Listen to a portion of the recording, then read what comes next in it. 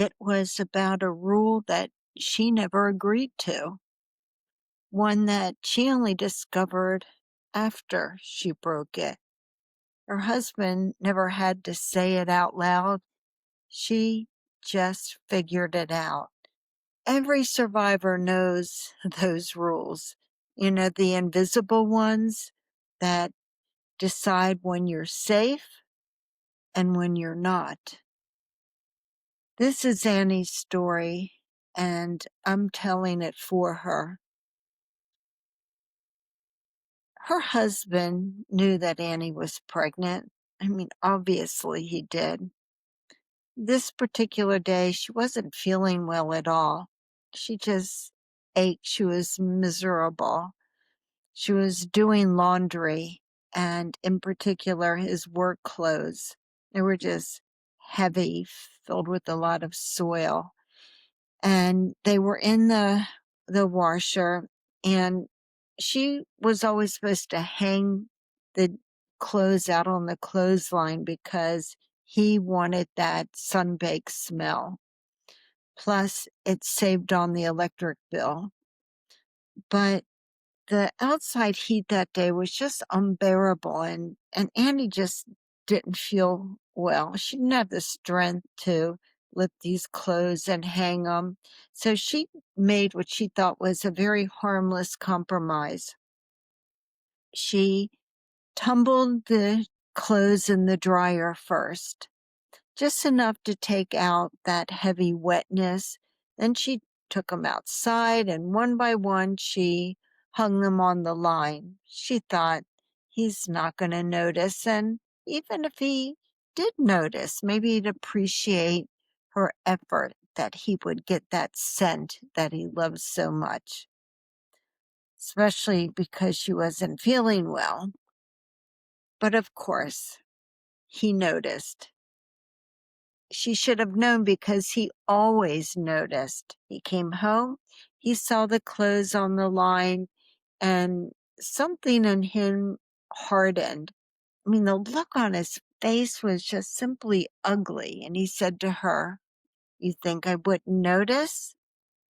Of course, she knew exactly what he meant, but she didn't say anything, and thankfully he dropped it right then.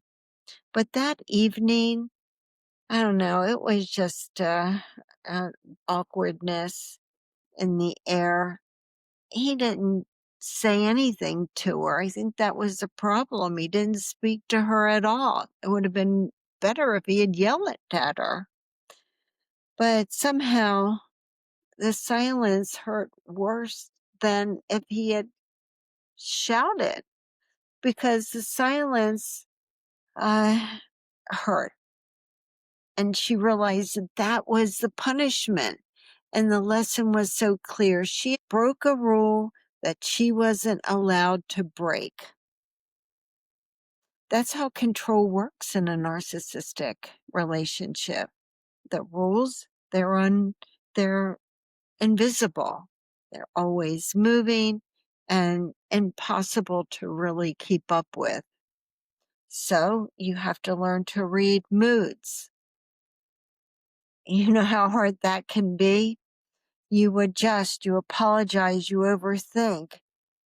And what you're trying to do is keep the peace, but that peace never lasts. Over time, you start to disappear within yourself. Does that make any sense to you? And it's not because you're weak. Absolutely not. It's because you've been taught that even your smallest decisions can ignite the biggest storm, biggest punishments. Whether it's the dryer, just the tone of your voice, the way you folded a towel. It doesn't matter what you did, what you didn't do, because it's always about the power. And this is what makes this kind of abuse worse than any bruise, because bruises you can show to somebody. They're evidence of what happened, and they eventually fade. But the fear of breaking, some unspoken rule, it stays. And so many survivors say, I never knew which version of him was going to walk in the door. But you know what that really means? I learned to live in fear. So even trying to help could turn into a crime scene. If you ever lived by invisible rules, this one's for you. If you ever said, I'm sorry, without knowing what you did wrong, this one is for you. If you ever held your breath before turning the doorknob, just wondering what was going to happen on the other side, this one's for you. You need to know you weren't overreacting, because I know that that's what you thought at one point. What you were doing is you were adapting to an impossible situation. You were doing what you had to do to survive in a relationship built on fear. And the truth is, you didn't break the rule. You broke his control. And that's what freedom sounds like.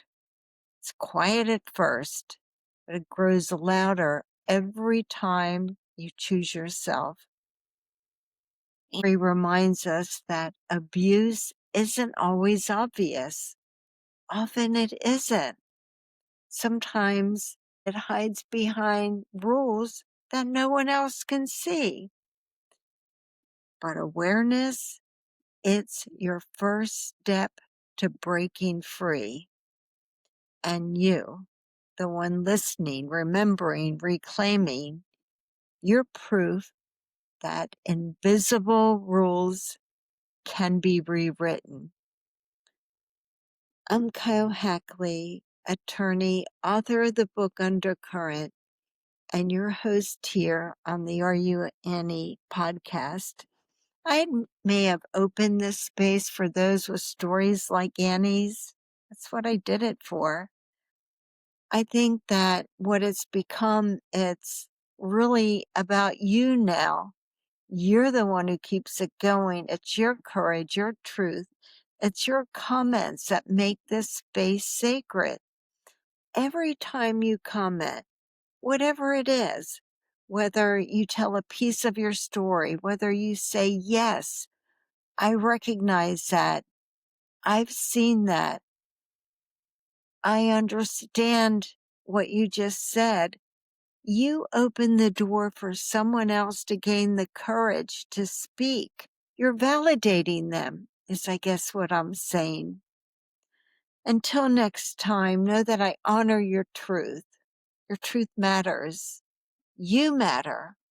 And as always, remember that you are stronger than you ever believed. And you're a warrior against narcissistic abuse. And you are tenacious, and you're never going to give up on what's important to you. I just know it. Thank you for being here and for always showing up. And until next time, promise me that you'll take good care of yourself. I'll see you soon. Thank you again, and bye.